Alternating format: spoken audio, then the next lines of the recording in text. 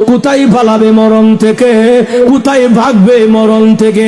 এরপর অংশে আল্লাহ নিজে ব্যাখ্যা দিয়া বলেন, ওয়ালাউ কুনতুম ফি বুরুজিম মুশাইয়াদা, যদিও তোমাকে লোহা নির্মিত দুর্গে রাখা হয়, এমন একটা রুম বানাইছি, ঘর বানাইছে, যে ঘরে লোহা দিয়া ঘর বানাইছে, যে ঘরে দরজাও নাই, জানালাও নাই, ছিদ্রও নাই, বাতাস ঢুকার কোনো ক্ষমতা নাই, এমন একটা রুমের ভিতরে আটকায়া রাখলেও সেখান থেকেও আজরাইল আনার ক্ষমতা আসেনি। আজরাইল আমি জানি যে কোন সময়ে মালাকুল মউত সামনে আসতে পারে। এই জন্য আমি যখন ঘর থেকে বের হই, ওযু করে ঘর থেকে বের হই, এখন আমার গায়ে ওযু আছে। আজরাইল দেখছুনি আমার কান্দের মধ্যে এটা কি আছে? বলে গামছা, পুরান গামছা। এই গামছাটা হল আমার রাস্তার যায় নামাজ। যখন নাকি নামাজের সময় হয়ে যায়, আমি গামছাটা যায় নামাজ বানায়া দিয়া জমিনে মহান আল্লাহর কুদরতি কদমে সেজদায় পড়ে যাই। আজরাইল অসুবিধা নাই রে, আমি জানি যে কোন সময় মরণ হবে আমার।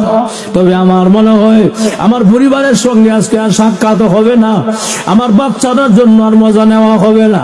অসুবিধা নাই রে, দুনিয়া দেখেছি জীবনের কাউকে যদি ফাঁসি দেওয়া হয় সরকারি আদালতে, জীবনের শেষ মুহূর্তে একটা ইচ্ছা পূরণ করা হয়, তাকে ইচ্ছা পূরণ করা হয়। আজরাইল এটা আমার জীবনের শেষ সময়, আমি জানি না আমার এরকম শেষ ইচ্ছাটা পূরণ হবে কিনা। আমার ইচ্ছাটা হইল আমি এখন যা আমার গামছাটা জমিনে বিছাইয়া দিলাম, আমার এখন ওযু আছে, আমি 2 রাকাত নামাজে এখন দাঁড়াইয়া যাব। তবে আমার ইচ্ছা হইল প্রথম রাকাতে আমার গায়ে তুমি হাত দিও না, দ্বিতীয় রাকাতের প্রথম সেজদা আমার গায়ে তুমি হাত দিও না। আজরাইল দ্বিতীয় রাকাতের দ্বিতীয় সেজদা যখন যাব, মেহেরবানি করে তুমি আমাকে মহান আল্লাহর কাছে পৌঁছায়া দিও। ভাইরা আমার, আমি যে কথাটা বুঝাইতে চাই, ঈমান আমলের দাম অনেক বেশি।